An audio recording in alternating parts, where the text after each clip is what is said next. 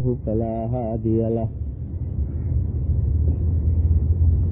وأشهد أن لا إله إلا الله وحده لا شريك له وأشهد أن سيدنا وسندنا ونبينا ومولانا محمدا عبده ورسوله صلى الله تعالى عليه وعلى آله وأصحابه وبارك وسلم تسليما كثيرا كثيرا. أما بعد،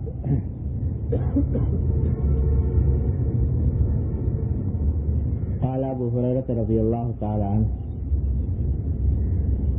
كيف الحياء من الله تعالى؟ قال: تستحيي منه كما تستحيي من الرجل الصالح من قومه. یہ ایک حدیث ہے کہ حضرت ابو ہریرہ رضی اللہ تعالی عنہ جو مشہور صحابی ہیں، انہوں نے حضور اقدس نبی کریم صلی اللہ علیہ وسلم سے پوچھا کہ یا رسول اللہ، کیف الحیاء من اللہ؟ اللہ تبارک و تعالی سے شرم کیسے کی جائے؟ اللہ تبارک و تعالی سے حیا کیسے کی جائے؟ یہ سوال اس لیے فرمایا کہ ایک حدیث میں نبی کریم صلی اللہ علیہ وسلم نے حیا کو ایمان کا ایک حصہ قرار دیا اور فرمایا الحیاء شعبۃ من الایمان، اور حیا کا سب سے اعلیٰ درجہ یہ ہے کہ انسان اللہ تبارک و تعالی سے حیا کرے. بندوں سے حیا دوسرے درجے میں ہے، پہلے درجے میں حیا کرنی چاہیے اللہ جل جلالہ سے. تو اس واسطے سے ابو ہریرہ نے پوچھا کہ اللہ تعالیٰ سے کیسے حیا کی جاتی ہے؟ تو آپ نے جواب میں ارشاد فرمایا کہ حیا کا یہ طریقہ ہے کہ اللہ تبارک و تعالیٰ سے اس طرح حیا کرو، شرم کرو، جیسے کہ اپنی قوم کے کسی نیک آدمی سے حیا کرتے ہو. یعنی تمہارے ملنے جلنے والوں میں، تمہارے محلے میں اگر کوئی نیک آدمی رہتا ہے اور اس نیک آدمی کی تم عزت کرتے ہو، تمہارا استاد ہے، تمہارا شیخ ہے، یا اور کوئی بزرگ ہے جس کی تم عزت کرتے ہو، جس کے تدین کا دل پر ایک اثر ہے، تو ہر انسان یہ کرتا ہے کہ اس کے سامنے جب جاتا ہے تو ذرا کچھ احتیاط کے ساتھ جاتا ہے.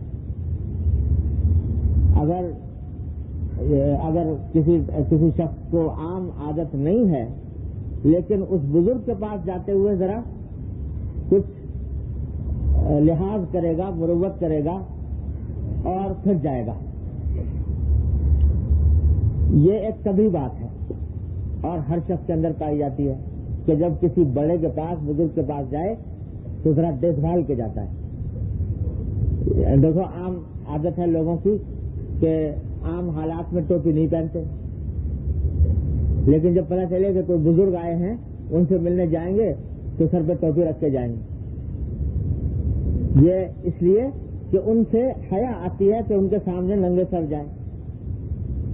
یا بہت سے لوگ ہیں کہ جو عام حالات میں انگریزی لباس پہنتے ہیں، لیکن جب کسی بڑے کے سامنے، بزرگ کے پاس جائیں گے تو ذرا قمیض نکال لیں گے باہر کو اور اس طرح جائیں گے کہ ذرا حلیہ جو ہے وہ کچھ نسبتاً دینداروں کے قریب قریب ہو جائے.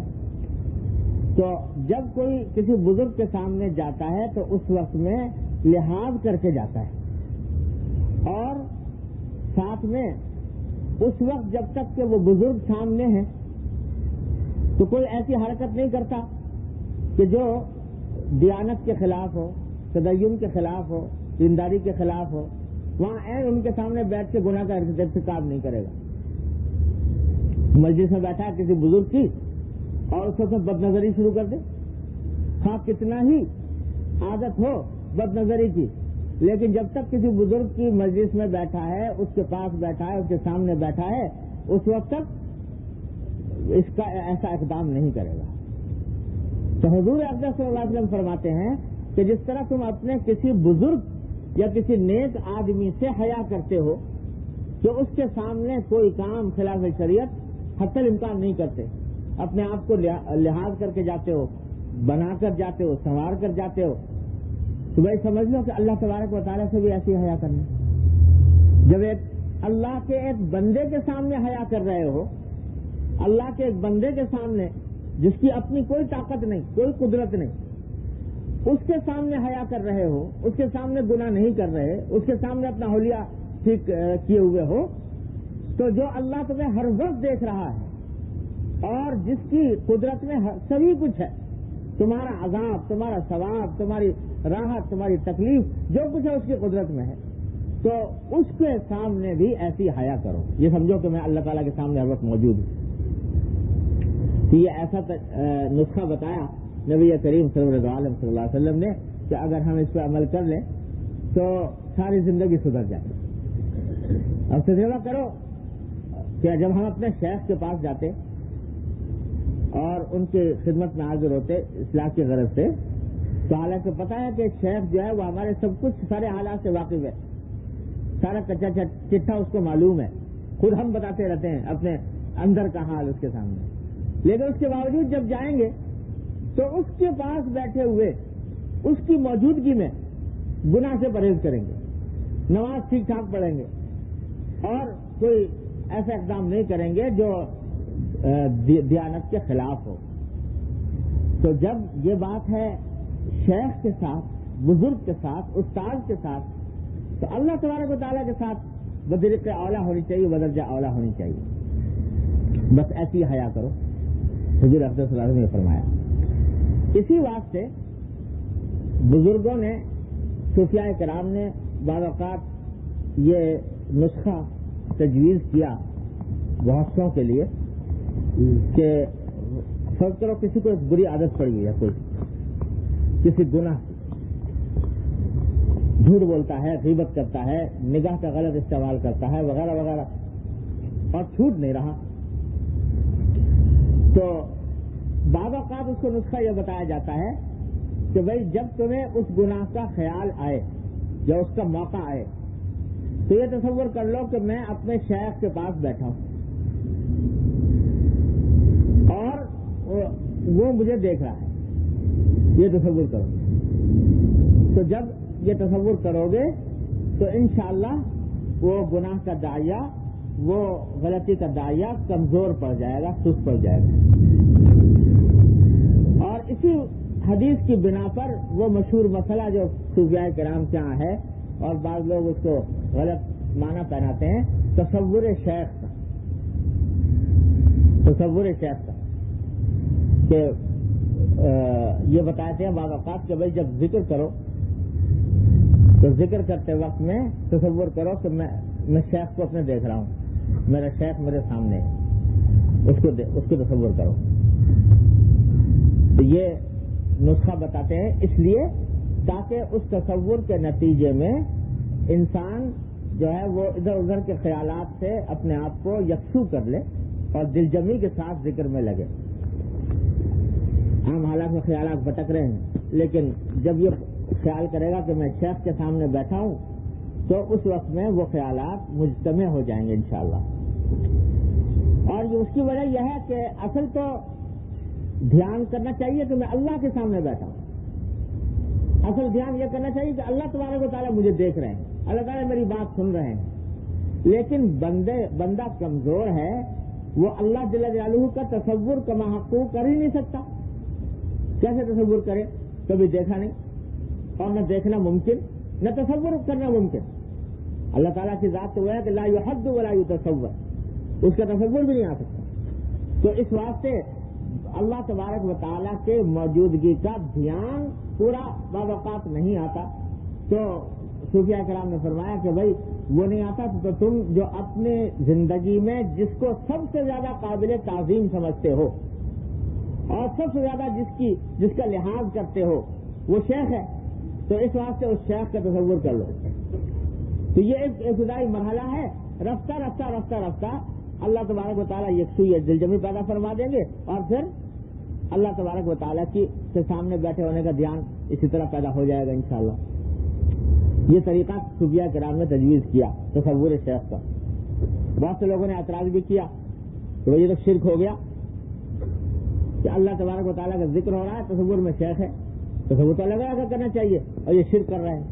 حقیقت میں اس کا ماخذ یہ حدیث ہے کہ یہ فرمایا، خود حضور اقدس صلی اللہ علیہ وسلم نے تعلیم دی کہ حیا اللہ تعالیٰ سے اس طرح کرو کہ جیسے تم اپنے کسی بزرگ اور نیک آدمی سے حیا کرتے ہو۔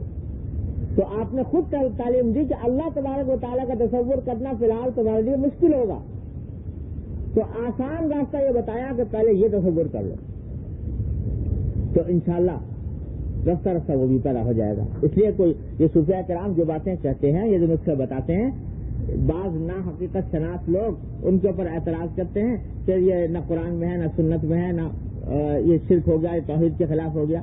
حقیقت میں اس کا ماخذ یہ حدیث ہے جو میں نے آپ کے سامنے پڑھی، یہ کوئی بدعت کی بات نہیں ہے۔ البتہ یہ تصور شیخ بھی ایک نسخہ ہے علاج کا، اور دوا ہے، اور دوا کا قاعدہ یہ ہے کہ بغیر ڈاکٹر سے پوچھے استعمال نہیں کرنی چاہیے۔ کوئی شخص میڈیکل اسٹور میں گھسے اور دوا کے اوپر کا جو ریپر لگا ہوا ہوتا ہے اس کے اوپر پڑھے کہ یہ دوا کہیں کے لیے فائدہ مند ہے، کہیں کے لیے نہیں ہے، اور خود اپنی مرضی سے وہ دوا استعمال کرنا شروع کر دے بغیر پوچھے ہوئے، تو کچھ بعید نہیں کہ مر جائے اس کو کھا کے، اس واسطے کہ وہ تو صرف اس دوا کے ظاہری علامات کو دیکھ رہا ہے، حقیقت میں میرے حق میں مناسب ہے کہ نہیں، میرے حالات کے مطابق ہے کہ نہیں، یہ وہ فیصلہ خود نہیں کر سکتا۔ ڈاکٹر تمام حالات کو دیکھ کر اس کے تمام مالا ہوا معالے کو پہچان کر پھر تجویز کرتا ہے کہ یہ دوا استعمال کرو، یہ تمہارے لیے فائدہ مند ہے، یہ نہیں ہے۔ تو اسی طرح یہ تصور شیخ کا مسئلہ ہے کہ ہر ایک آدمی اپنے مرضی سے یہ کرنا شروع کر دے تو بعض اوقات نقصان دہ بھی ہو سکتا ہے۔ اس لیے بغیر شیخ کی تجویز کے اور اس کے مشورے کے، اس کی ہدایت کے، یہ کام ہر ایک آدمی کو بھی نہیں کرنا چاہیے۔ شیخ تجویز کرے تو ٹھیک، نہ کرے تو اپنی مرضی سے استعمال نہ کرے۔ جو بھی جتنی بھی دوائیں ہیں، جتنے بھی نسخے ہیں، جتنے بھی مجاہدات، ریاضتیں وغیرہ ہیں صوفیاء کرام سے منقول، ان سب کے بارے میں یہ اصول ہمیشہ یاد رکھیے۔ یہ نہیں کہ کسی کتاب میں پڑھ لیا کہ صاحب یہ بھی طریقہ ہے اور آپ نے عمل کرنا شروع کر دیا۔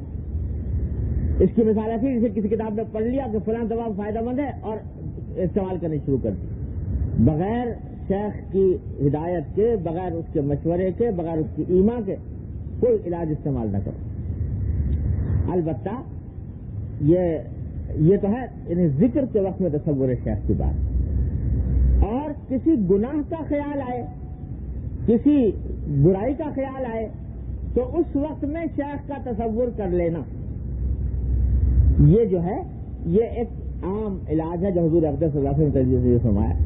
یہ ہر شخص کے لیے فائدہ مند ہے، اس میں کسی خاص اجازت وغیرہ کی بھی ضرورت نہیں، یعنی جب بھی کبھی ایسا ہو تو آدمی تصور کر لے اپنے کسی سب سے بڑے کا جس کی تعظیم زیادہ کرتا ہے، باپ ہے تو باپ کا کر لے، استاد ہے تو استاد کا کر لے، شیخ ہے تو شیخ کا کر لے، جس کی سب سے زیادہ تعظیم کرتا ہے یہ سوچے کہ میں اس کے سامنے، وہ مجھے دیکھ رہا ہے۔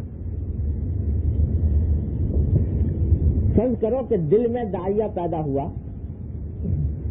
ایک نگاہ کو غلط جگہ استعمال کر لیا، یہ داعیہ پیدا ہوا، شدید داعیہ، تو ذرا یہ سوچو کہ اتنا ہی شدید داعیہ اگر میرے دل میں پیدا ہو ایسے وقت جب میرا باپ مجھے دیکھ رہا ہو یا میرا استاد مجھے دیکھ رہا ہو یا میرا شیخ مجھے دیکھ رہا ہو کہ میں یہ حرکت کر رہا ہوں، تو خاص کتنا ہی شدید داعیہ ہو، کتنا ہی شدید تقاضا ہو، بے چینی ہو طبیعت میں، لیکن اٹھے گی نگاہ؟ نہیں اٹھے گی، اس واسطے کہ اس کے دیکھنے کی حالت میں اپنی ایک کمزوری، اپنا ایک عیب سامنے آتا ہے اور طبیعت میں حیا آتی ہے کہ اپنا یہ عیب ان کے سامنے ذکر کروں. یہاں تک ہوتا ہے کہ مرید جو ہوتا ہے کسی شیخ سے جو اصلاحی تعلق قائم رکھتا ہے، وہ اپنے سارے حالات بتاتا ہے شیخ کو، خط میں لکھ دیتا ہے کہ جی مجھے یہ بد نظری کی عادت ہے، سب کرو. اور لکھنا بھی چاہیے، جس کو ہو وہ بتانا چاہیے اس کو مجھے کیا تکلیف ہے. تو اس کو لکھتا ہے، یہ زبانی بتا دیتا ہے کہ میں اس بیماری میں مبتلا ہوں، بتا رکھا ہے شیخ کو. اس کے باوجود جب شیخ موجود ہوگا سامنے، اس وقت میں خواہ کتنا ہی بے چینی کا تقاضا پیدا ہو، اور جانتا بھی ہے کہ شیخ میرے اس بیماری کو سے واقف ہے، پھر بھی نگاہ غلط جگہ اس وقت نہیں اٹھے گی. تو جب یہ بات ایک شیخ کے ساتھ ہے تو اسے نگاہ نہیں اٹھے گی. تو جب بھی داعیہ پیدا ہو آدمی تصور کرے کہ میں بیٹھا ہوں شیخ کے سامنے، یہ شیخ مجھے دیکھ رہا ہے. اور پھر ساتھ میں یہ کہ جب شیخ سے اتنی میں شرم کرتا ہوں تو اللہ جل جلالہ جو میرے خالق، جو میرے مالک، جن کی رحمتوں کے اندر، جن کی نوازشوں کے اندر جی رہا ہوں، ان کی موجودگی میں، ان کے دیکھنے کی حالت میں میں یہ گناہ کیسے کروں، یہ تصور کر لیا. تو انشاءاللہ جتنا بھی زیادہ اس کو تصور کرے گا، اللہ کی رحمت سے گناہ سے بچنے کی ہمت اور قوت زیادہ پیدا. اللہ ہمارے حضرت ایک عجیب بات فرمایا کرتے تھے. ہمارے حضرت ڈاکٹر صاحب صلی اللہ تعالیٰ سے فرماتے تھے کہ اگر میدان حشر میں جب اعمال نامہ سامنے آئے اور سارے کرتوت اور سارا کچا چٹھا آنکھوں کے سامنے آ گیا کہ یہ کچھ کیا تھا اللہ، اور اس وقت میں کوئی چھوٹے سے چھوٹا گناہ بھی ایسا نہیں ہے جو اس اعمال نامے کے اندر موجود نہ ہو ساری زندگی کے. اب آدمی پریشان کہ یہ گناہ میرے نامہ اعمال کے اندر موجود ہے، خدا جانے کیا حشر ہوگا. تو اس وقت میں اللہ تبارک و تعالیٰ کی طرف سے اگر یہ کہا جائے کہ بھائی تم پریشان ہو رہے ہو، جہنم میں جانے سے ڈر رہے ہو، چلو ہم تمہیں جہنم کے عذاب سے بچاتے اور تمہیں جہنم میں نہیں لے جاتے، لیکن ایک شرط ہے، اور وہ شرط یہ ہے کہ تم نے جتنے گناہ کیے ہیں، جتنے غلط کام کیے ہیں، جتنی برائیاں کی ہیں، ان سب کی ایک فلم چلائیں گے. اور فلم جسے چلائی جائے گی تو اس وقت میں تمہارے ماں باپ بھی ہوں گے، تمہارے بہن بھائی بھی ہوں گے، تمہارے اساتذہ اور مشائخ بھی ہوں گے، تمہاری اولاد بھی ہوگی، اور تمہارے تمام اعزاء اقربا ہوں گے، سب دیکھیں گے. اس کے لیے اگر تیار ہو تو تمہیں بچا دیا جائے عذاب. تو کچھ بعید نہیں ہے کہ اس وقت میں انسان اس کو ترجیح دے کہ میں عذاب بھگت لوں، لیکن یہ پسند نہ کرے کہ میرا نام اعمال ایک فلم کی صورت میں میرے والدین کے سامنے، میرے بہن بھائیوں کے سامنے، میری اولاد کے سامنے لایا جائے. اس واسطے کہ وہ چیز جو ہے ناقابل برداشت ہوگی کہ ان لوگوں کے سامنے یہ میرے اعمال آئیں. تو جب یہ بات ہے تو ابھی سے اس بات کا دھیان کر لو. تم آج ہوا سمجھو جو روز جزا ہوگا، حضرت فرماتے تھے تم آج ہوا سمجھو جو روز جزا ہوگا، جو وہاں پر ہونے والا ہے اس کو آج تصور کر لو کہ یہ اعمال جو ہے یہ اگر میرے اتنے جاننے والوں کے سامنے پیش کیے جائیں تو میرا کیا حشر بنے. الحمد للہ. ٹھیک ہے، در حقیقت ایک مراقبہ ہے، اس کو جس کو صوفیہ اکرام مراقبہ کہتے ہیں. یہ ایک مراقبہ ہے، ایک دھیان ہے کہ آدمی کسی بھی برے کام سے داعیے کے وقت میں اپنے کسی بزرگ کا دھیان کرے، اس کے سامنے ہونے کا دھیان کرے، تو اللہ تبارک و تعالیٰ اس کی رفتہ رفتہ اس سے بچا لیتے ہیں۔ اور یہ حدیث اس کی اصل ہے جو میں نے آپ کے سامنے پڑھی۔ اللہ تبارک و تعالیٰ ہم سب کو معصیتوں سے بچنے کی توفیق عطا فرمائے۔ کیا بات ہے آج یہ ناراض معلوم ہوتا ہے۔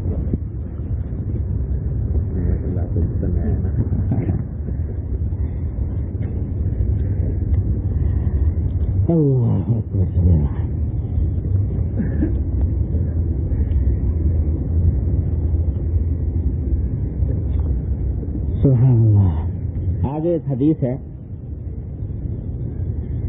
جو وہ بھی حضرت ابو ہریرہ رضی اللہ تعالیٰ عنہ سے مروی ہے۔ اس میں فرمایا کہ لولا صبیان الرضع و مشایخ رکع و بہائم رکع لصب علیکم العذاب صبا۔ حضور اقدس صلی اللہ علیہ وسلم فرماتے ہیں کہ اگر اس دنیا میں دودھ پینے والے بچے نہ ہوتے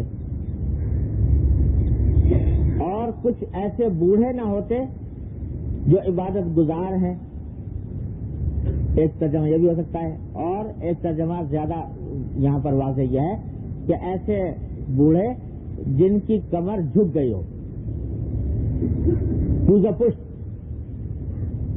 ان کی کمر جھک گئی ہو، ایسے بوڑھے نہ ہوتے جن کی کمر جھکی ہوئی ہے، اور چرنے والے چوپائے نہ ہوتے، تو تمہارے اوپر عذاب اس طرح بہایا جاتا جیسے کہ پانی کا ریلا بہایا جاتا ہے۔ اعوذ باللہ۔ یعنی ان تین چیزوں نے تم کو اللہ کے عذاب سے روکا ہوا ہے۔ کون؟ شیخار بچے اور خمیدہ کمر بوڑھے ضعیف لوگ اور چوپائے، چرنے والے چوپائے، انہوں نے تم کو عذاب سے روکا ہوا ہے۔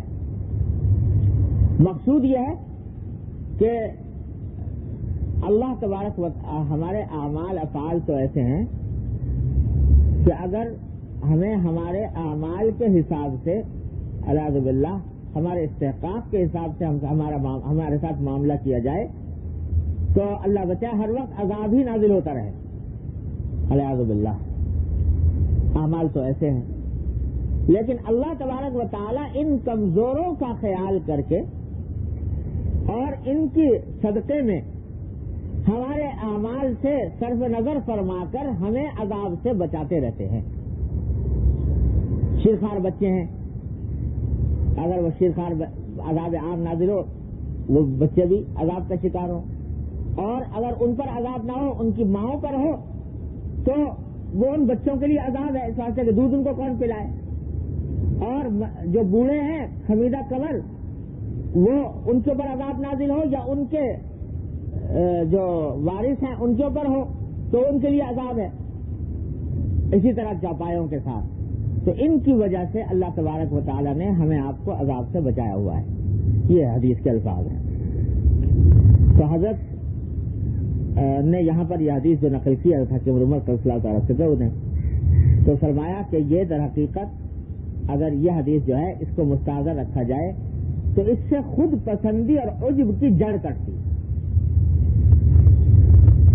کہ آدمی کو اگر خیال ہونے لگے کہ میں بڑا متقی پرہیزگار ہو گیا، میں بڑا عالم علامہ ہو گیا، یا میں اللہ تبارک و تعالیٰ کی بہت عبادت کرنے لگا، تو اس کو اس حدیث کا استحضار کرنا چاہیے۔ اور جو آدمی بیچارے ضعیف کمزور نظر آتے ہیں اور ان کو دیکھ کر بعض اوقات دل میں حقارت پیدا ہوتی ہے، تو یہ استحضار کرنا چاہیے کہ کیا پتا جس کو میں حقیر سمجھ رہا ہوں اللہ تعالیٰ نے اسی کی بدولت مجھے عذاب سے بچایا ہوا۔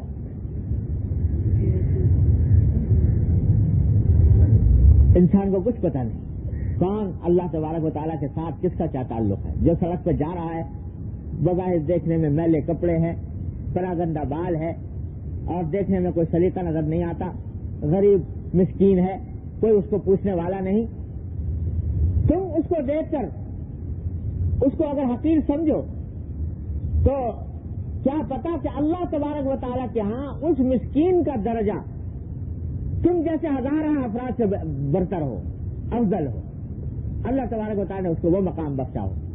بلکہ ایک حدیث میں ہے کہ حضور اقدس صلی اللہ علیہ وسلم نے فرمایا کہ انما ترزقون و تنصرون بضعفائکم، اللہ تعالیٰ تمہیں رزق عطا فرماتے ہیں اور تمہاری مدد کرتے ہیں تمہارے کمزوروں کے صدقے میں، تمہارے اندر جو کمزور لوگ ہیں ان کے صدقے میں اللہ تبارک و تعالیٰ تمہاری مدد فرماتے ہیں اور تمہیں رزق عطا فرماتے ہیں۔ تو کسی بھی اللہ کے بندے کو حقیر نہ سمجھو، حقیر نہ جانو، نہ حقارت کی نگاہ سے کسی کو دیکھو، کچھ پتہ نہیں اللہ تبارک و تعالیٰ کیا کہتے ہیں۔ ایک حدیث میں فرمایا کہ رب اشعث اغبر مدفوع بالابواب لو اقسم علی اللہ لابرہ، کتنے ایسے لوگ ہیں جن کے بال پراگندہ اور چہرے غبار آلود مٹی میں اٹے ہوئے اور مدفوع بالابواب، لوگوں کے دروازے پر جائیں تو لوگ دھکے دے کے نکالتے کہ تم ہمارے یہاں آنے کے لائق نہیں ہو، مدفوع بالابواب، دیکھنے میں ایسے ہوتے ہیں، لیکن اللہ تبارک و تعالیٰ کے ہاں ان کی عزت کا مقام یہ ہوتا ہے کہ اگر اللہ تعالیٰ کے اوپر کوئی قسم کھا لے کہ خدا کی قسم ایسا ہوگا تو اللہ تعالیٰ اس کی قسم کو پورا کر کے دکھاتے ہیں، پورا کر کے دکھاتے ہیں کہ میرے بندے نے مجھ پر بھروسہ کر کے قسم کھائی ہے کہ ایسا ہوگا تو میں ایسا ہی کر کے دکھاؤں گا، اللہ تبارک و تعالیٰ اس کو پورا کر دیتے ہیں۔ تو یہ کسی کے ظاہری حال کے اوپر مت جاؤ، ظاہری حال کے اوپر کوئی فیصلہ نہ کرو کہ اس کا اللہ تعالیٰ کے ساتھ کیا تعلق ہوگا، اپنی فکر کرو اور کیا پتا کہ اللہ تبارک و تعالیٰ کیا اس کا مقام کتنا بلند ہے، کتنا عزیز ہے۔ دیکھو حضرت موسیٰ علیہ السلام پیغمبر جلیل القدر عظیم الشان، کسی مجمع میں کسی نے سوال کر لیا کہ حضرت اس وقت روئے زمین پر سب سے زیادہ بڑا عالم کون ہے، سب سے بڑا عالم کون ہے؟ جواب میں ظاہر ہے کہ اس وقت سب پیغمبر یہ تھے اور اللہ کے جلیل القدر پیغمبر تھے، اولو العزم پیغمبر تھے، تو جواب میں فرمایا کہ بھائی میں ہی ہوں، اس واسطے کہ نبی کی موجودگی میں اور کون اس سے بڑا عالم کون ہوگا؟ فرمایا کہ میں ہی ہوں۔ حالانکہ ظاہری اعتبار سے جواب درست تھا، اس واسطے کہ نبی سے بڑھ کر کوئی عالم ہو نہیں سکتا، اور مراد دین کا علم ہے، دین کے علم میں نبی سے بڑھ کر کسی کا علم نہیں ہو سکتا، اور نبی بھی ایسا جلیل القدر، اسے جواب درست تھا، لیکن اللہ تبارک و تعالیٰ کو پسند نہ آیا کہ اپنی طرف خود سے یہ نسبت کر دی عالم ہونے کی، تو فرمایا اللہ تعالیٰ کی طرف سے حکم ہوا کہ بھائی دیکھو اب ذرا سفر کرو، ہم اپنے ایک بندے سے تمہاری ملاقات کرائیں گے، وہ بندے کے پاس جاؤ، اور وہ حضرت خضر علیہ السلام کے پاس کا سفر کرایا گیا، جس کا سورہ کہف میں تفصیل سے واقعہ آیا ہے۔ تو علماء کرام نے اس واقعے میں لکھا کہ حالانکہ حضرت موسیٰ علیہ السلام کا جواب صحیح جواب تھا، اس لحاظ سے کہ شریعت کا علم ان سے زیادہ کسی کو نہیں تھا، لیکن یہ جو ایک خیال آیا تھا اس میں اندیشہ تھا، ایک واہمہ تھا عجب کا، خود پسندی کا۔ اللہ تبارک و تعالیٰ نے اس کا علاج فرما دیا کہ دیکھو تمہیں سمجھ رہا ہو ہماری مخلوقات کی تمہیں کیا پتا کون مخلوق کس حال میں ہے، اس کا ہمارے ساتھ کیا تعلق ہے، تو خضر علیہ السلام کے بعد بھیج دیا اور کہ ان سے جا کے علم سیکھو تو پتا چلے کہ علم کیا ہوتا ہے۔ تو یہ موسیٰ علیہ السلام سے بھی اللہ تعالیٰ نے یہ پسند نہیں فرمایا، برداشت نہیں فرمایا، بلکہ دوسرے کے پاس بھیجا۔ تو ہمہ شمار کتار میں تو دل میں کبھی یہ خیال آیا کہ میں بہت بڑا عالم ہو گیا یا میں بہت بڑا عبادت گزار ہو گیا، صوفی ہو گیا، متقی ہو گیا، پرہیزگار ہو گیا۔ ارے کچھ پتہ نہیں کہ اللہ تبارک و تعالیٰ کے کیسے مسکین بندے تم سے 1000 درجہ لاکھ درجہ افضل ہوں، جن کی وجہ سے عذاب روکا ہوا ہے اللہ تبارک و تعالیٰ تمہارا۔ تو یہ خیال عجب کا، خود پسندی کا، اپنی ذات کی برتری کا اور بڑائی کا اللہ بچائے، اس سے ہمیشہ پناہ مانگنی چاہیے اللہ تبارک و تعالیٰ کی۔ یہاں ایک بات عرض کر دوں جو اکثر و بیشتر دلوں میں پیدا ہوتی ہے کہ بھائی جب ایک واقعہ ہے کہ ایک شخص کو اللہ تبارک و تعالیٰ کی طرف سے ایک کمال حاصل ہے، کسی بات کا علم ہے اس کے پاس، یا کسی کو یہ توفیق ہے،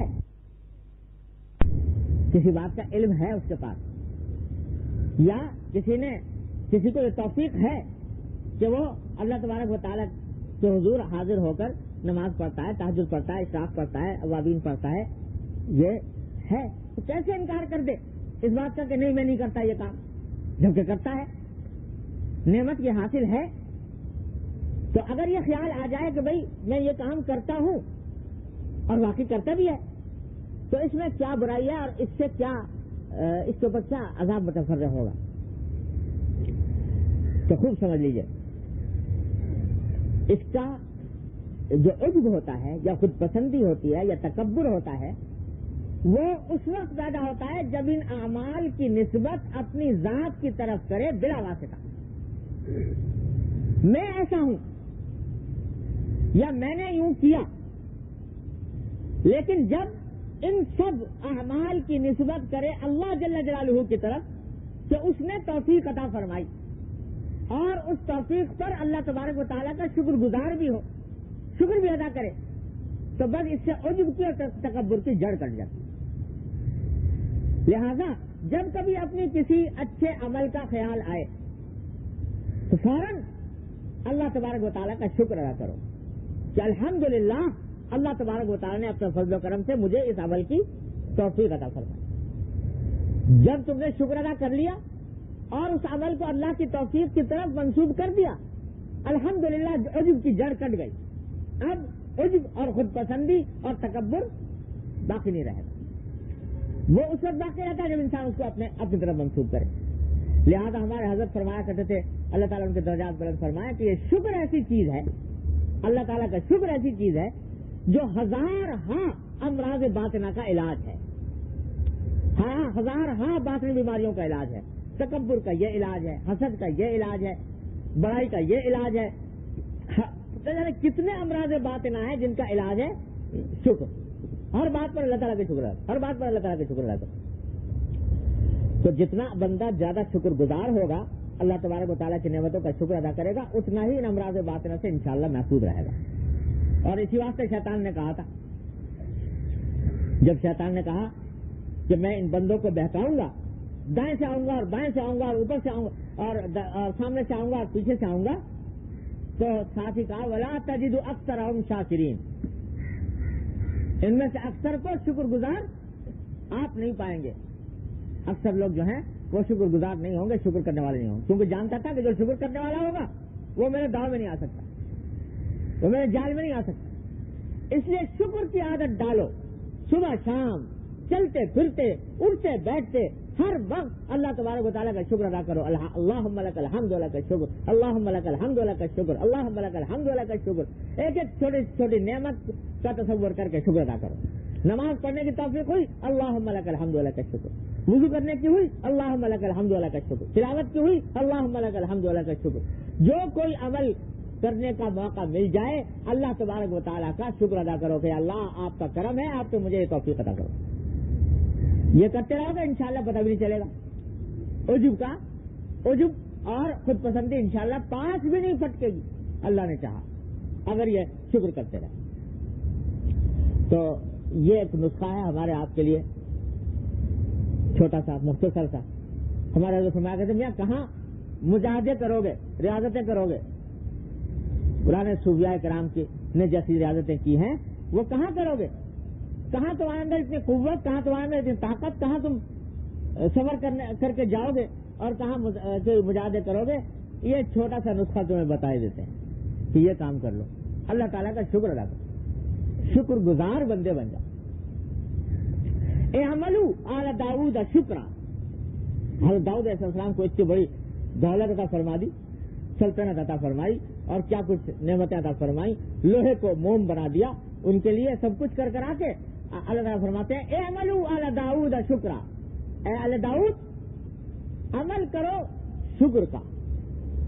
دو تو فرعون کی، ان میں سے ایک یہ ہے کہ اعملوا آل داؤد شکرا، عمل کرو شکر کا، یعنی شکر کرتے رہو یہ ان نعمتوں پر، تو یہ ساری نعمتیں تمہارے حق میں بہتر بن جائیں گے. بظاہر تو دنیا ہے نا، یہ تمہیں لوہے کی کو موم کرنے کا تمہیں معجزہ عطا کیا گیا، دنیاوی نعمت ہے، لیکن یہ ساری دنیاوی نعمتیں تمہارے لیے دین بن جائیں گی اگر تم شکر کرو. اعملوا آل داؤد شکرا وقلیل من عبادی الشکور. اور ساتھ ہی فرما دیا دیکھو میرے بندوں میں شکر گزار بندے بہت کم ہیں. جو صحیح معنی میں شکر گزار ہو، میرے شکر ادا کرنے والے ہوں، وہ بندے بہت کم ہیں. شکر ادا کرو اور ان بندوں میں شامل ہو جاؤ جو شکر کرنے والے ہیں، تو شیطان کا داؤ تمہارے اوپر نہیں چلے گا انشاءاللہ. حضرت سلیمان علیہ السلام اتنی بڑی دولت، ساری دنیا کی سلطنت مل گئی، انسانوں پر اور جنات پر اور جانوروں پر اور چرندوں پر اور پرندوں پر، تو کیا فرماتے ہیں؟ دعا کیا کرتے ہیں؟ رب اوزعنی ان اشکر نعمتک التی انعمت علی. شکر بھی اللہ میاں سے مانگ رہے ہیں کہ اللہ میرے بس میں تو یہ بھی نہیں ہے کہ آپ کی نعمتوں کا شکر خود سے ادا کر لوں، تو اللہ مجھے توفیق دیجیے کہ میں آپ کی ان نعمتوں کا شکر ادا کروں جو آپ نے میرے اوپر فرمائی. تو کہتے ہیں شکر کرنا بھی مجھے نہیں آتا، شکر بھی میں خود سے نہیں کر سکتا. اس سے زیادہ بندگی کیا ہوگی، اس سے زیادہ عز و نیاز کیا ہوگا کہ اللہ آپ کی نعمتوں کا شکر کرنا بھی میرے بس میں نہیں، میں خود سے تو شکر بھی ادا کرنے کے قابل نہیں کہ جائے کہ ان نعمتوں کا مستحق اپنے آپ کو کہوں کہ میں ان نعمتوں کا مستحق ہوں. لہذا آپ مجھے آپ ہی توفیق عطا فرمائیے کہ میں آپ کی نعمتوں کا شکر ادا کروں. اللہ اکبر، کیا پیغمبر کی شان ہے. اللہ اکبر. رب اوزعنی ان اشکر نعمتک التی انعمت علی اللہ وعلی والدی وان اعمل صالحا ترضاہ. اسی میں ہے کہ اور اس بات کی توفیق عطا فرمائیے کہ ایسا نیک عمل کروں ترضاہ جو آپ کو پسند ہو. سبحان اللہ. نے صرف عمل صالحا نہیں فرمایا کہ نیک عمل کروں، عمل صالحا ترضاہ، عمل صالحا ترضاہ، کہ ایسا عمل عطا فرمائیے نیک عمل جو آپ کی رضا کے مطابق ہو، آپ کی پسند کے مطابق ہو، آپ کو پسند ہو.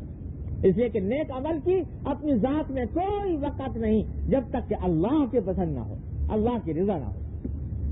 کہہ دیا اشارہ اس بات کی طرف کر دیا کہ عمل نیک کوئی بذات خود اس میں کچھ بھی نہیں رکھا نیک عمل میں، جب تک کہ اللہ کی رضا اس کے ساتھ جڑی ہوئی نہ ہو اس وقت تک عمل صالح کی بھی کوئی حقیقت نہیں. تو اللہ اس کی توفیق دیجیے.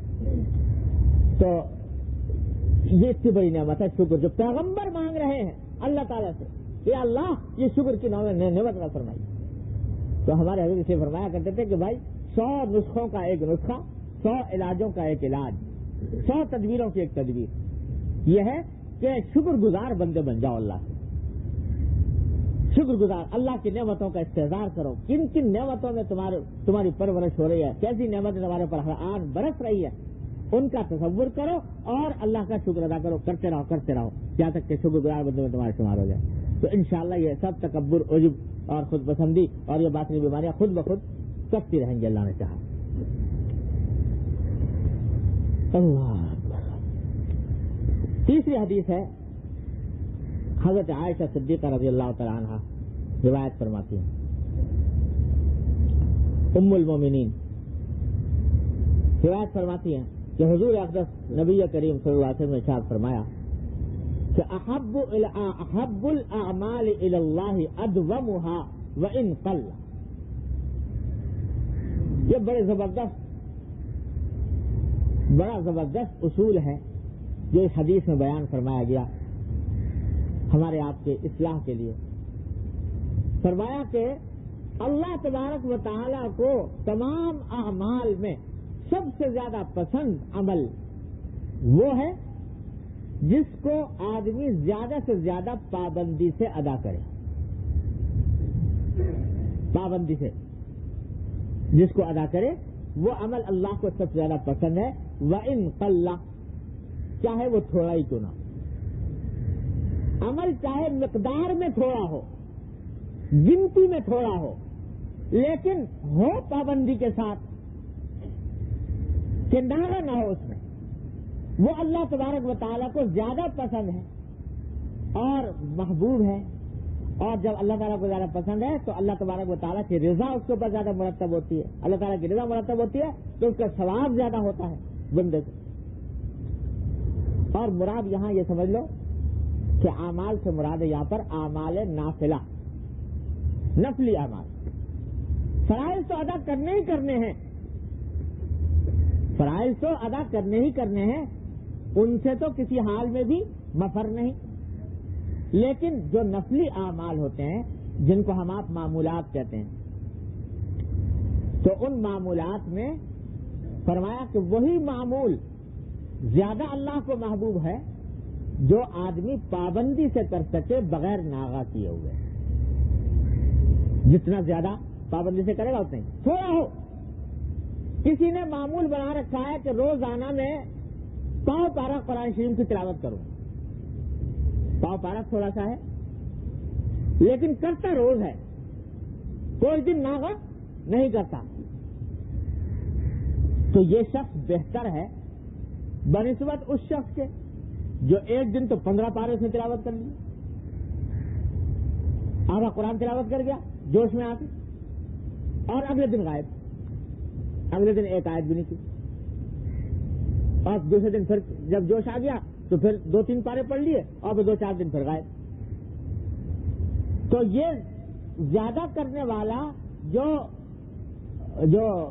ناغے کر کر کے کرے، پابندی کے بغیر کرے، وہ اس کا فائدہ نہیں، اس کا اللہ تعالیٰ کا ذرا فائدہ نہیں. فائدہ اس کا ہے زیادہ کہ جو تھوڑا کرے لیکن پابندی کے ساتھ کرے. اسی واسطے ہمارے تمام مشائخ، جس میں کسی کا اختلاف نہیں، وہ یہ فرماتے ہیں کہ معمولات جب انسان مقرر کرے تو سوچ سمجھ کے کرے، اتنے کرے جس کو نبھا سکے پابندی، تھوڑا کرے لیکن پابندی سے کرے. یہ نہیں ہے کہ اللہ تبارک و تعالیٰ کے ہاں یہ بات پسندیدہ نہیں ہے کہ کبھی جوش آ گیا تو بہت کر گزرے اور دوسرے دن سست پڑ گئے تو کچھ بھی نہ ہوا.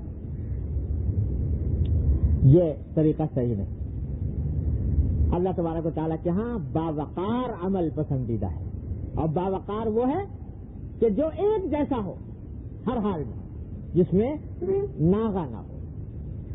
دیکھو معذوری مجبوری کے حالات تو اللہ تعالیٰ نے ہمیشہ ہر چیز میں مستثنا رکھے ہیں. بیماری ہو گئی، کوئی سفر پیش آ گیا، کوئی پریشانی کھڑی ہو گئی، اس وقت میں کچھ آدمی چھوڑ بیٹھا یا ناغہ ہو گیا، اس وقت بھی چاہیے کہ مقدار کم کر لے لیکن تھوڑا بہت کر ہی لے. لیکن اگر چلو معذوری کی حالت میں چھوٹ جائے تو کوئی بات نہیں. لیکن عام حالات میں یکساں طریقے پر عمل کیے جائے چاہے تھوڑا ہی ہو. تو حدیث میں حضور فرماتے ہیں صلی اللہ علیہ وسلم کہ وہ اللہ تعالیٰ کو زیادہ پسند ہے. حضرت علی رضی اللہ عنہ کا بھی ایک مقبولہ ہے اسی قسم کا. وہ فرماتے ہیں کہ قلیل تدوم علیہ ارجع من کثیر مملول. تھوڑا عمل جس کے اوپر تم مداومت کرو، جس کی پابندی کرو، اس سے زیادہ امید ہے اللہ تعالیٰ کے ہاں ثواب ملنے کی بنسبت اس زیادہ عمل کے جو مملول ہو، یعنی ناغوں کے ساتھ ہو، پابندی کے بغیر. یہ بڑا عظیم اصول ہے جس کا جو پہلا سبق ہے یہ طریق کا پہلا سبق کہ بھائی معمول اتنا مقرر کرو جو پابندی سے کر سکتے. لیکن جب کر لیا تو اب کرو پابندی، اب کسی حالت سے چھوڑنا نہیں چاہیے. اس کے بارے میں اگلی حدیث ہے وہ بھی پڑھ دیتا ہوں تاکہ ایک خاص بات ہو جائے دونوں پر. یہ بھی حضرت عائشہ رضی اللہ تعالیٰ عنہا سے ہے منقول، اور مرفوعاً بھی مروی ہے، لیکن ذرا صحیح یہ ہے کہ حضرت عائشہ کا اپنا قول ہے. وہ فرماتی ہیں کہ من عبد اللہ عبادتاً ثم ترکہا ملالتاً مقتہ اللہ. العیاذ باللہ. کہ جو شخص اللہ کی کوئی عبادت انجام دے، اپنے معمول میں شامل کر کے انجام دے، اور پھر اس کو چھوڑ دے اکتا کر کہ بھائی اب اکتا گیا، اب نہیں کریں گے، تو فرمایا مقتہ اللہ، ایسے آدمی سے اللہ تعالیٰ بغض رکھتے ہیں. الیاذ باللہ، اتنا سخت لفظ ہے، الیاذ باللہ. اسی واسطے یہ مسئلہ لوگوں میں وہ علماء نے فرمایا اور لوگوں میں مشہور ہے اور اپنی ذات میں صحیح ہے کہ نفلی عبادتیں جب تک شروع نہیں کی تو اختیار شروع کرو یا نہ کرو تو ثواب، نہ کرو تو کوئی گناہ نہیں. لیکن جب ایک مرتبہ شروع کر دی تو اور معمول میں داخل کر لی تو اب اس کے بعد اس کو ترک کرنا یہ باعث غضب ہے، باعث وبال ہے. اللہ بچائے. یہ لوگوں میں مشہور بھی ہے یہ بات خاصی، لیکن اس کا صحیح مطلب معلوم نہیں، اس کی وجہ سے بڑی غلط فہمی پائی جاتی ہے. اس کا مطلب بعض لوگ یہ سمجھتے ہیں کہ بھائی جس عمل کو ساری عمر نبھا کر کرنے کا ارادہ نہ ہو وہ نفلی عمل کبھی کرنا ہی نہیں چاہیے، اس واسطے کہ جب ایک مرتبہ کریں گے پھر چھوڑ دیں گے تو کہیں گناہ نہ ہو جائے الٹا.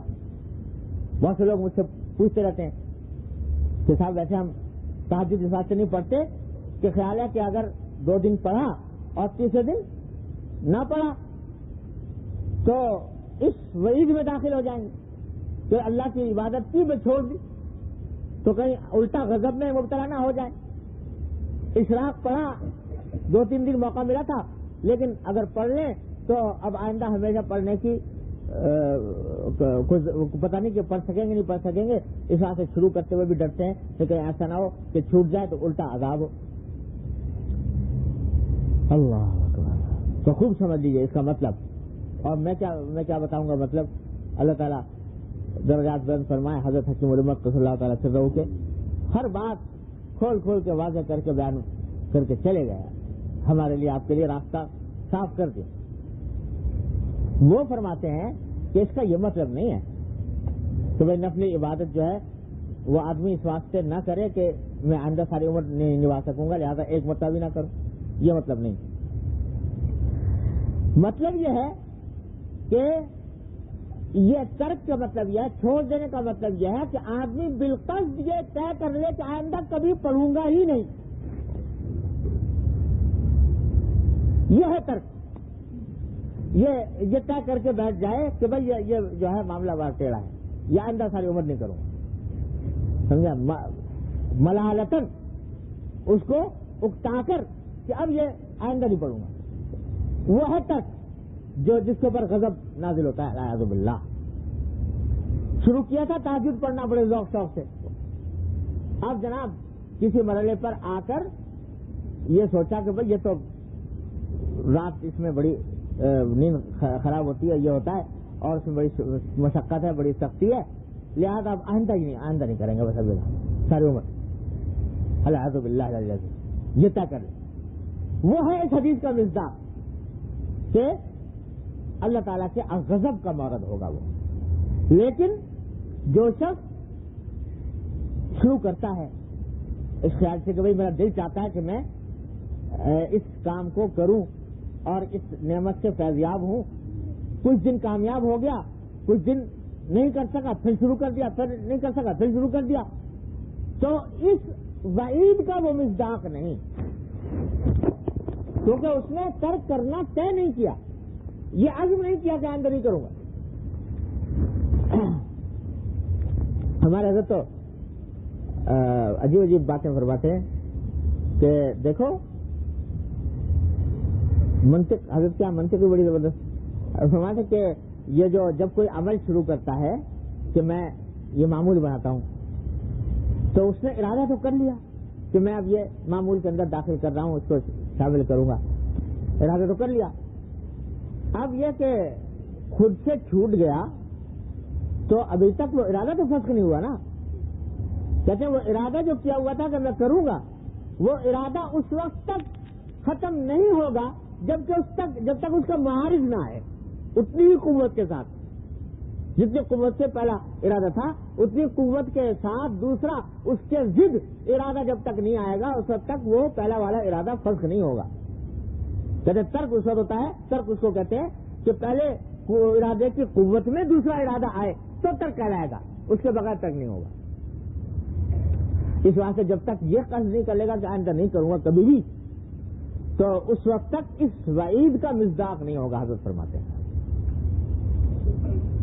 حضرت نے مواعظ میں ایسے ایسے نقطے حل فرمائے ہیں، حقیقت یہ ہے کہ سارے ہم تو حیران ہونے کے سوا کوئی چارہ ہی نہیں ہوتا، جو کتابوں میں نہیں ملتے، کہیں نہیں ملتے، اور ہزار تلاش کرو تو مہیا نہیں ہوتے۔ حضرت جو ہے 2 منٹ میں حل فرما دیتے ہیں۔ مواعظ پڑھنے کی عجیب فوائد ہے، اس لیے ہمارے حضرت فرمایا کرتے ہیں کہ بھائی مواعظ حضرت کے ضرور پڑھا کرو، مواعظ ملفوظات۔ تو الحمدللہ حضرت نے فرمایا تھا ہمارے حضرت نے کہ یہی حضرت کے مواعظ و ملفوظات کا یہ معمول بناؤ کہ روز چاہے ایک صفحہ ہو ضرور پڑھ لیا کرو، چاہے ایک ہی صفحہ ہو۔ اور یہ بات فرماتے تھے کہ مجھے فرمائی تھی حضرت مجذوب صاحب نے، حضرت عبدالرحمن مجذوب رحمۃ اللہ علیہ نے، انہوں نے مجھ سے کہا تھا کہ بھائی میں آپ کو یہ وصیت کرتا ہوں کہ روزانہ حضرت والا کے مواعظ ملفوظات میں چاہے ایک ہی صفحہ ہو لیکن طے کر لو کہ ایک صفحہ پڑھ لوں گا روز، تو انشاءاللہ ایک صفحے میں بھی کوئی نہ کوئی بات تمہیں روزانہ مل جائے گی، کرامت۔ تو الحمدللہ حضرت نے ہم سے یہ فرمایا تھا صبح پڑھ لیا کرو، تو اللہ تبارک و تعالیٰ ان کے درجات بلند فرمائے، تو یہ ہدایت فرما دی تھی، تو الحمدللہ توفیق ہو جاتی ہے پڑھنے کی۔ تو اس میں ایسے ایسے عقدے کھلتے ہیں، ایسی ایسی باتیں کہ عقل حیران ہوتی ہے۔ تو یہ بات اسی کی بتا رہا ہوں، حضرت کے مواعظ میں حضرت نے ایک جگہ یہ بیان فرمائی، خود اپنی طبیعت اس سے پہلے واضح نہیں تھا اس حدیث کا مطلب کہ کیا ہے یہ ترک کرنے والی حدیث کا، تو حضرت نے عقدہ کھول دیا کہ اصل بات یہ ہے۔ باقی یہ کہ کوئی آدمی کمزور ہے مجھ جیسا، وہ چاہتا بھائی چلو آج موقع مل رہا ہے کم از کم آج تو پڑھ لوں، آگے کا پھر دیکھا جائے گا، تو پڑھ لے، آج موقع ملا پڑھ لے، غنیمت سمجھے اس کو، اور سوچے کہ بھائی کوشش کروں گا اور آگے پڑھنے کی، دوسرے دن نہیں ہو سکا چلو پھر کوشش کروں گا، تو انشاءاللہ وہ اس وعید میں داخل نہیں ہوگا۔ ہاں البتہ اس بات کی کوشش کرے کہ جو بھی ہو اس کو معمول میں داخل کر لے، اور معمول میں داخل کر کے چھوڑے نہیں۔ تہجدی کی بات ہے، معمول میں اتنا داخل کر لو کم سے کم آج ہی سے کر لو کہ عشاء کے فرض اور وتر کے درمیان 4 رکعتیں بنیت تہجد پڑھ لو، یہ کر لو معمول میں داخل۔ ہمارے حضرت کی بات بتا رہا ہوں یہ سب کہ وہ کر لو معمول میں داخل۔ اب ساتھ میں یہ نیت رکھو کہ جب اللہ تعالیٰ توفیق دے دیں گے رات کو اٹھنے کی تو وہ بھی پڑھ لیں۔ معمول یہ ہوا 4 رکعتیں بین العشاء والوتر، اور باقی جو ہے وہ اللہ تعالیٰ سے دعا کرتے رہو، کوشش کرتا جس دن موقع مل جائے اللہ تعالیٰ غنیمت سمجھ کر اٹھ جاؤ پڑھ لو، اور نہ موقع ملے تو کم از کم اس سے محرومی نہیں رہے گی بالکل، یہ کر لو۔ اور ہمارے حضرت والا حضرت حکیم الامت فرماتے ہیں کہ ایک نسخہ یہ بتاتا ہوں کہ رات کو جب کبھی آنکھ کھلے کبھی نہ کبھی کھل جاتی ہے، تو کھلے تو بس اٹھ کے تھوڑی دیر بیٹھ کے دعا کر لو، بستری پہ بیٹھ کے دعا کر لو، یا اللہ مجھے معاف فرما دیجیے، میں مغفرت فرما دیجیے، اور یا اللہ میں آخر شب میں آپ کے حضور حاضر ہونا چاہتا ہوں لیکن ہمت نہیں پڑتی، بے ہمت ہوں، اپنے رحمت سے مجھے ہمت عطا فرما دیجیے۔ کہتے ہیں یہ دعا کر کے پھر سو جاؤ، فرماتے ہیں یہ دعا کر کے پھر سو جاؤ، تو لیکن یہ طے کر لو کہ جب بھی آنکھ کھلے گی یہ کام ضرور کرو۔ ہمارے حضرت کی جی عجیب شان ہے، تو وہ کہتے ہیں بس دعا کرو سو جاؤ، اگلے دن پھر آنکھ کھلے پھر دعا کرو پھر سو جاؤ، پھر آنکھ کھلے پھر سو جاؤ۔ فرماتے ہیں انشاءاللہ ثم انشاءاللہ یہ عمل جو ہے کشاں کشاں لے جائے گا وہیں تک اللہ کی رحمت، اور اگر نہ بھی ہوئی توفیق تو کم از کم محروم پھر بھی نہیں رہے، رات کے وقت میں اللہ تعالیٰ کے حضور حاضری سے محروم پھر بھی نہیں رہے انشاءاللہ، یہ کر لو۔ تو اس واسطے یہ جو بات مشہور ہے کہ صاحب جو چیز تھوڑی کی اور پھر چھوڑ دی اس سے وبال ہوتا ہے، اس کی وجہ سے شروع نہیں کرتے بعض اوقات، یہ بات صحیح نہیں۔ جس وقت موقع مل جائے جتنے نیک عمل کا اس کو غنیمت سمجھ کر انجام دے لو اور آگے کی پابندی کی کوشش میں لگے رہو. اس سے کچھ وبال نہیں ہوتا. وبال ہوتا ہے اس وقت جبکہ ایک آدمی اللہ بچائے یہ کرے, جیسے اللہ بچائے. دیکھیں ایسے لوگ اللہ تعالیٰ حفاظت فرمائے کہ خود اپنے کانوں سے سنائے لوگوں سے کہ میاں ہم زمانہ جاہلیت میں یہ عمل کیا کرتے تھے, عبادت کے لیے ذکر کر رہے ہیں کہ زمانہ جاہلیت میں یہ کیا کرتے تھے, اور اب ہوش آیا تو چھوڑ دیا ان باتوں. العیاذ باللہ, زبان پر لاتے ہوئے بھی ڈر لگتا ہے. اللہ تعالیٰ سے محفوظ فرمائے. تو وہ ہے یہ جس کا ذکر حضور اقدس صلی اللہ علیہ وسلم نے فرمایا کہ باقاعدہ ارادہ کر لے آدمی ترک کرنے کا تو ہے وبال کی چیز, لیکن تھوڑا بہت اگر شروع کرے اس خیال سے کہ بھئی میں رفتہ رفتہ کر کے پاس جتنا توفیق ہوگی کروں گا اور پھر آگے کوشش کرتا رہوں گا, اس میں کوئی مذاکرہ نہیں, اس کو بے کھٹ کے کرنا چاہیے. ہاں البتہ جو اس طریق کے طالبین اور سالکین ہیں ان کو چاہیے کہ معمول بناتے وقت اس بات کا لحاظ رکھیں کہ اتنا معمول بنائیں جس کو نبھا سکے پابندی کے ساتھ. تھوڑا بنائیں لیکن پابندی کے ساتھ نبھا لیں, اور جو معمول بنا لیا ایک مرتبہ اس کو پھر چاہے کچھ ہی ہو جائے کریں اس. یہاں تک ہمارے حضرت فرماتے ہیں کہ بھئی تم نے تصویر کا معمول بنایا ہوا, مثلا فرض کرو 100 مرتبہ ایک کلمہ پڑھنے کا, تیسرا کلمہ مثلا 100 مرتبہ پڑھنے کا معمول بنایا ہوا ہے. اب کسی دن مصروفیت بات ہوئی, مشغولیت ہوئی, یا کوئی عذر پیش آ گیا یا کچھ ہو گیا, نہیں پڑھنے کا موقع ملا, تو فرماتے ہیں بھائی 100 نہ پڑھو 33 پڑھ لو, 33 نہ پڑھو 11 مرتبہ پڑھ لو. اب 11 بھی نہیں ہو سکتا, کہتے ہیں سوتے وقت بستر پہ سوچو بھائی آج بھی سارا دن میرا معمول نہیں ہوا تو اس وقت تک سوؤں گا نہیں جب تک کہ 3 مرتبہ سب میں پڑھ لوں گا. اب اس سے زیادہ اور کیا چاہیے, اور آسانی کیا چاہیے, 3 مرتبہ ہی پڑھ لو. ہمارے حضرت تو اتنا کھول کے چلے گئے باتیں, 3 مرتبہ ہی پڑھ لو. ارے بھائی حضرت فرما دیتے ہیں, ارے بھائی اللہ تبارک و تعالیٰ کے ہاں حاضری لگا دو, 3 مرتبہ پڑھ کے حاضری لگا دو اس دربار میں. حاضری لگا دو گے تو انشاءاللہ محروم نہیں رہو گے.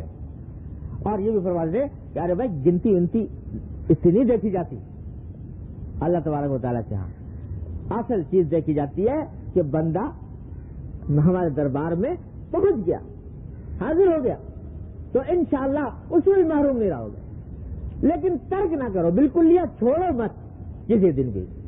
جب کم سے کم پڑھ لو, کم سے کم کر لو, کم سے کم کر لو. جب اتنی گنجائش تمہارے پاس موجود ہے تو بھائی چھوڑتے کیوں ہو, چھوڑتے کیوں ہو, اتنا تو کر لو کم از کم. سونے سے پہلے ایک مرتبہ طے کر لیا کہ یہ تو کرنا ہی ہے ہر حالت میں. تو یہ بھی پابندی کے ضمن میں انشاءاللہ لکھا جائے گا, اور اللہ تبارک و تعالیٰ کے ہاں اس کا یہ عمل پسند ہوگا. احب الاعمال الی اللہ ادومها وان قل, کتنا ہی تھوڑا کیوں نہ ہو لیکن پابندی سے ہو تو اللہ تعالیٰ کے ہاں قبول ہوتا ہے, محبوب ہوتا ہے. تو بھائی یہ بڑی کانٹے کی بات ہے اور تجربے کی بات ہے. حضور اقدس صلی اللہ علیہ وسلم کا ارشاد ہے اور صحابہ کرام کا ارشادات ہیں اور ساری امت کے اولیاء کرام کے تجربات ہیں کہ پابندی میں جو اللہ تعالیٰ نے فائدہ رکھا ہے وہ عجیب و غریب ہے. تھوڑی چیز کو پابندی سے کر کے دیکھو تو کتنا اللہ تبارک و تعالیٰ اس میں فوائد دنیا اور آخرت کے عطا فرماتے ہیں. سینہ کھول دیتے ہیں اللہ تبارک و تعالیٰ, انوار اس کے اوپر نازل ہوتے ہیں, برکات اس پر نازل ہوتی ہیں. اس کا اہتمام کر لو. اللہ تبارک و تعالیٰ اپنی رحمت سے, اپنے فضل و کرم سے ہم سب کو اس کی توفیق عطا فرمائے. دعا کر لیں. اللہم صلی علی سیدنا, اللہم صلی علی سیدنا مولانا محمد وعلی آل محمد کما صلیت علی ابراہیم وعلی آل ابراہیم ربنا. تیار کردہ علمی کیسٹ گھر, کیسٹ اور سی ڈی ملنے کا پتہ نو فرمان ہے. علمی کیسٹ گھر, دکان نمبر 5, فاطمہ پلازا, بالمقابل مدنی مسجد, fiddle be area, Karachi. Phone number 6370 813.